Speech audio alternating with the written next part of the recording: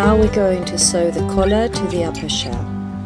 Find the center back of the collar and the center back of the coat, put them together right sides facing, and then pin all the way across so that the collar actually sits almost on the center front with its beginning, where that's where your piping or your binding is.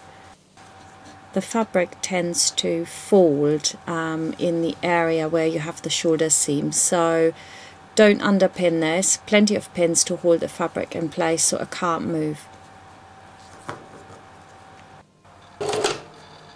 Now when you put this under the sewing machine, you need to constantly check underneath it that you haven't got a pleat or something like that. It happens really easily in this area. The shoulder seam is a bit known for that, so take it very slowly, use a pin to ease the fabric in.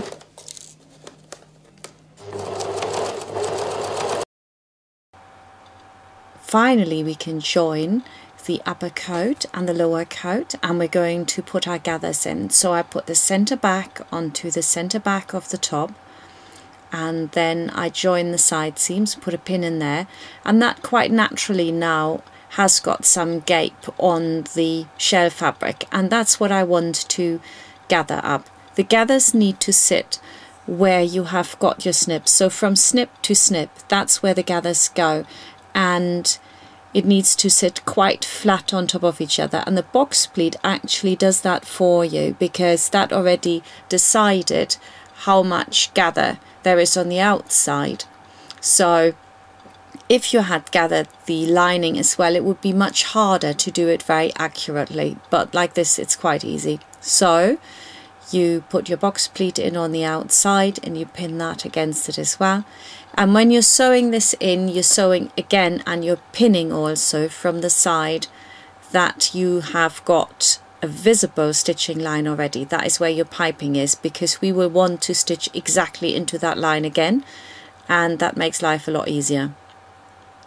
Very important is to make sure that the gathers really sit well in that area where they need to sit, that they're very evenly spaced, and you should check that from the outside as well before you start sewing.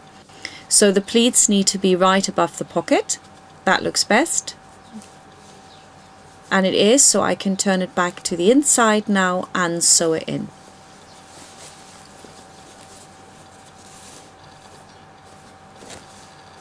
And again, I'm taking my time with this and I'm checking that nothing has pleated underneath it. I always straighten it out, so every 5-6 centimeters of sewing I actually stop and check.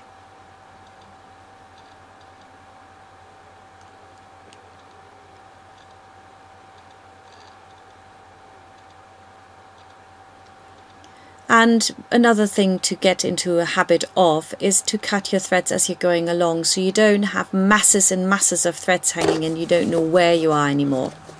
Now we want to top stitch as well. So the seam allowances is facing upwards and I'm top stitching the coat in a circle all the way around. And now that's done. It looks really, really nice and quite like a sturdy coat already.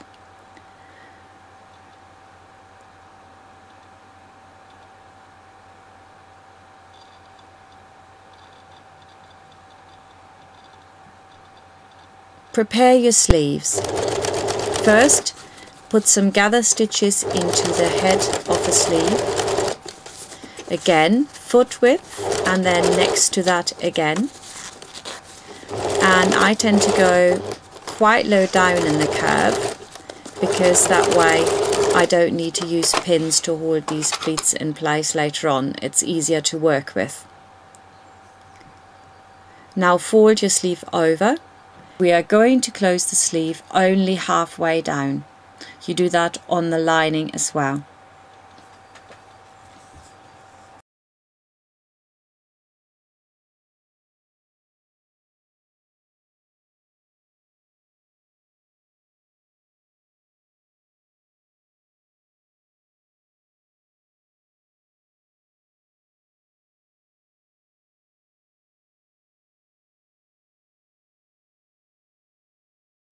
And now you want to iron those seams apart.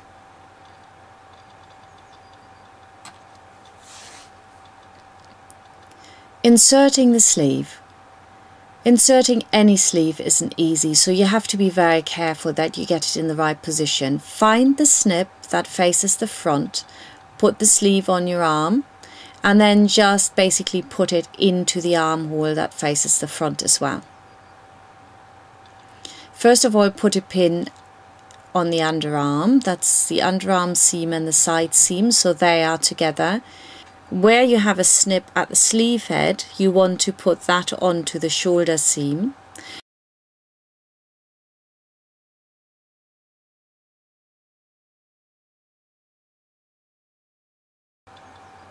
And you do that with all the sleeves first, so you put the underarm seam and the side seam on top of each other. You find the snip, you put the snip onto the shoulder seam. And now we want to pin them in. At the lower end, a sleeve always has to go in flat, but it does need to roll over your hand, so you don't want it tight either. Do that on either side, and then where we have the extra fabric at the top, that's what we will gather. And the trick here is to pull the gathers first and then release them again as to where you need them. You want to be about 3 to 4 centimeters from the shoulder seam on either side. And when you've done that, you can see me here, I roll it over my finger, the fabric. Make sure that you've got them in the right position and you get a really lovely puff sleeve. When you sew the sleeve in, make sure that you don't let the fabric come out from the sleeve, and it wants to do that. You need to sort of push it back as you go, as you can see me do here. Just stay with your centimetre seam allowance all the way around.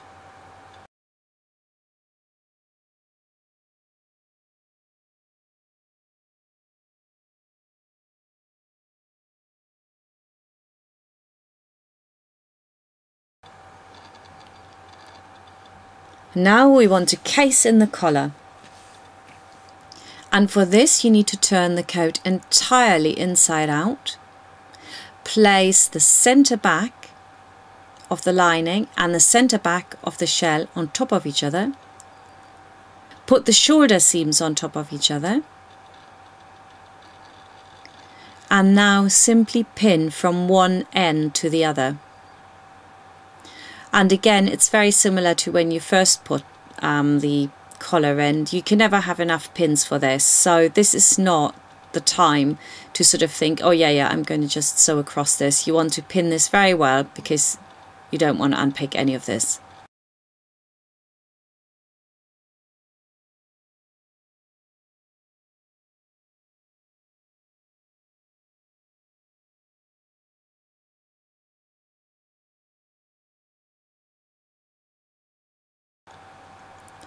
And again, check very carefully as you go along that you have no pleats underneath it. Make sure it's nice and straight.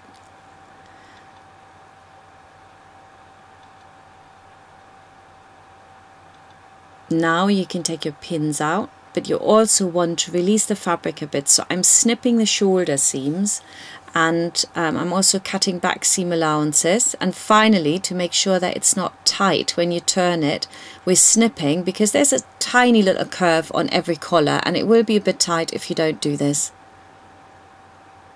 Turn it inside out and it's done. Now we want to close the sleeves, which are only sewn halfway up, so watch very carefully. First of all, you've got your lining in here. Turn up your cuff, and you know that's how they have to go together. Turn them so the right sides are facing each other and put one pin in. Now pull the rest through so that you can pin it all the way across. Pin it from the left until the snip and from the right until the snip, and just put a pleat in.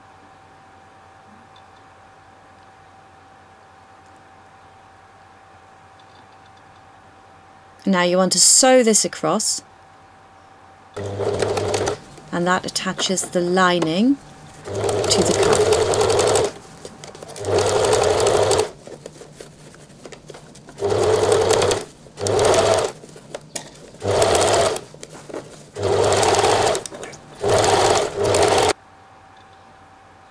Now turn the sleeve through to the other side, and when you pull it, you can see that you have one long seam that you still need to close, and you start with a shell fabric and you go down to the lining. Make sure you've got the seams on top of each other, so you want to put a few pins in here and close it.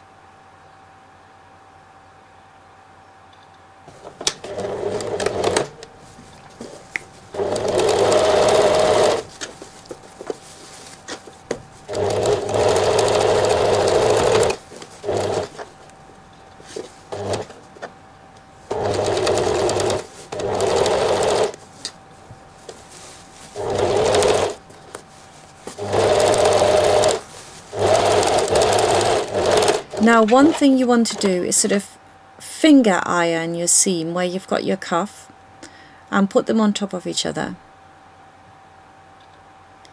And by doing this, you will keep the cuff in place, so you don't need to do any hand stitching there. And we're sewing close to the edge. It doesn't have to be pretty. Just go across it. Some people would prefer to do it by hand, and that's also okay, of course. When you turn that out, the seam will lie open and nice and flat, and all you have to do then is to iron it, and it's done.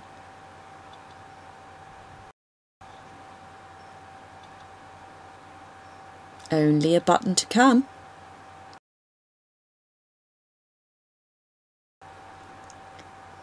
You also want to put the puff into the puff sleeve. Now watch carefully. When the seam is facing towards the shoulder, the sleeve is really flat. Push the seam outwards and you have a real lovely puff sleeve. And to make sure that it stays like that, what you do is you grab the seam allowances of both the sleeve and the lining and you sew them together. So I've got my shoulder seam and I've got my shoulder seam of the lining. Put them on top of each other and just for, I would say, about 4 or 5 centimeters across the sleeve head, sew them together. Make sure you're sewing near the edge so you don't sew into your actual sewing line where you put the sleeve together. And there you go. It's beautiful and it'll stay like that.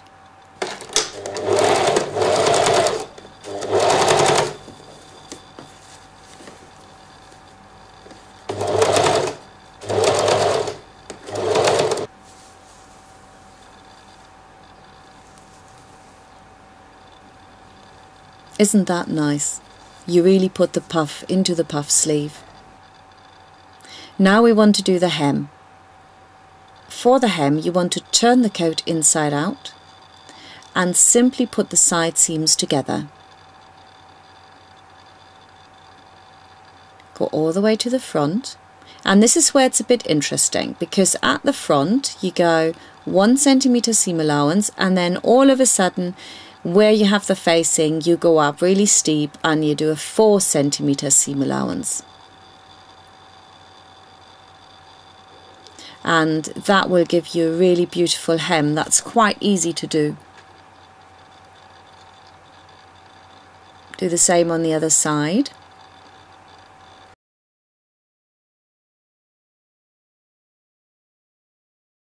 I line up with a needle plate. That's about 4 centimeters on my sewing machine, but you could put a sticker there or something.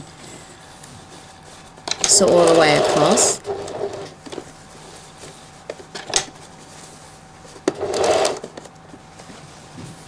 And when you get to the other end, you come back up quite steeply. You could go even steeper than this. This is just how I always do it. Get into habits. Backwards and forwards at the end. And there you go. Now you want to trim that. And you can turn your coat through the gap you left in the side seam.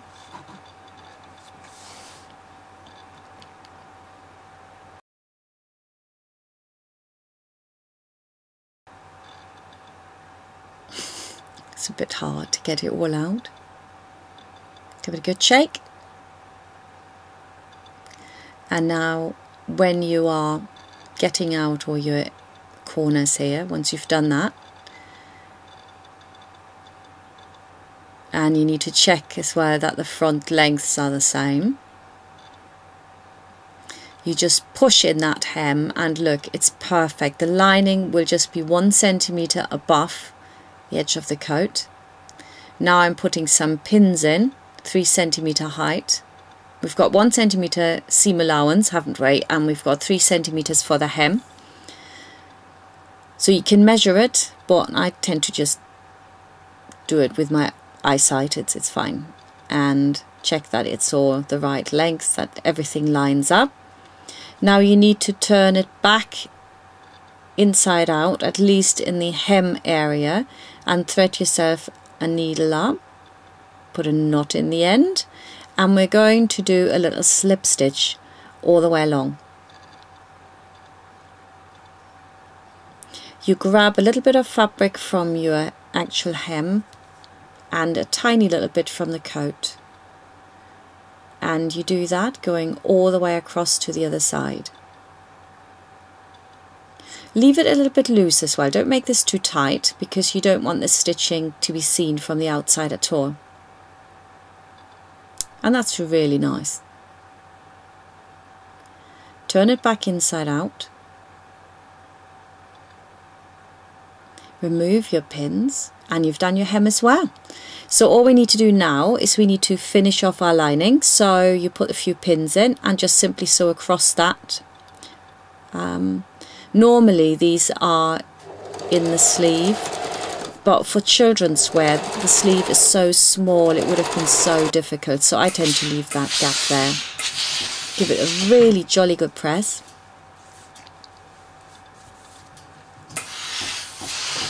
And then you press the front as well, nice and flat, so it's ready for buttonholing. And the sleeve too. And it's such a nice feeling when you get to the end and you've done it and you can just iron it and go, oh, that's really nice. I like it. Finally, buttons. I've been choosing some self-cover buttons and they are quite expensive, and so it's not brilliant. If you can send them off to have them covered, to be fair, that's just as much as buying them in the shop, so I would do that, but I've not done that. So how to cover a button: cut out a round circle and then you slip stitch all the way around that circle. Put your button in the middle and then pull. Now all you need to do is put the top on. It's got some sort of ziggy-zaggy edge, so that will hold the fabric in. You need to also, with a pin, kind of move everything in where you've got a little pleat so that it sits really nicely. Press it down. You can use a cotton reel for that as well. That works really well as well. And cut it off and you've got your button. Metal buttons work much better and they're much more secure. They won't come apart and last very long.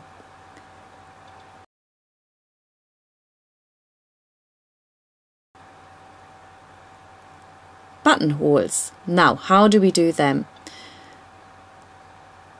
For the cuffs, I just sew my buttons on. I don't need to put a buttonhole in because they're fake anyway. So the big tab goes on the back and you just want to attach your buttons there, go all the way through so that it's nice and secure. And we also want to measure now where we want to have the front buttons, and you want to be definitely about 1 centimetre down from the top and 1 centimetre up from your piping line, and then half of that you put a pin, and you want to be about 1.2 centimetres away from the edge. So place your button onto your buttonholer and you can see how far you need to go. You need to have a bit of space in front of your button and after it. So I'm going for 2.5 if my button is 2.2. Put it down. Every machine actually is slightly different, but on the Pfaff machine you would be on the number 1 stitch now and you would go down, and then number 2 going across, and then number 3 goes backwards. And you really have to hold that in place, because where you are close to the piping, it's quite difficult to do, and it does want to move, so you need to be very firm there and hold it. And there you got your buttonhole. Now you repeat that on all the other ones, and you open up your buttonhole with a quick hand pick.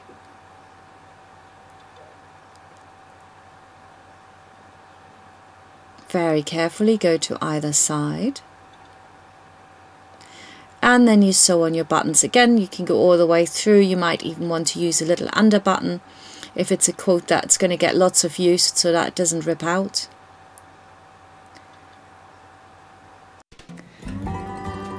I want to thank Keela and Connie for being such superb models for my coat.